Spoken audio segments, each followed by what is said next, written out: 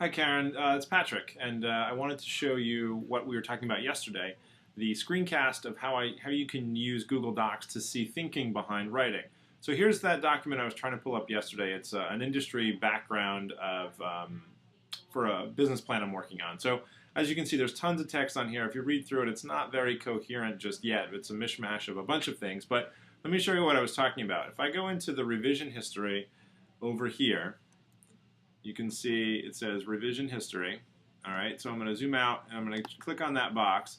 It brings up on the right hand side here all of my different revisions, and I can actually go into more detailed revision. So I'm going to do that.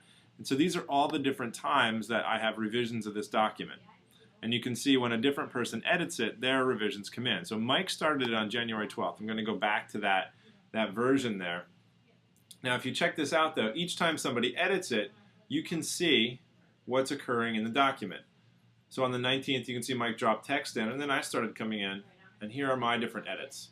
And I'm just clicking through each of them, so you can begin to see how the piece was actually built. Additions, deletions, all different things like that. And you can see what the writers are thinking as they're beginning to do this. Now you can take this all the way up and through, edit by edit, and keep going like that. And you can get as granular as that. It shows deletions, it shows different things that were added, and then it also, I think, will begin to show comments made in the side. I'm not sure if that will happen, but you can see that other people are editing. Things are being added to the bottom. I'll move that up so you can see.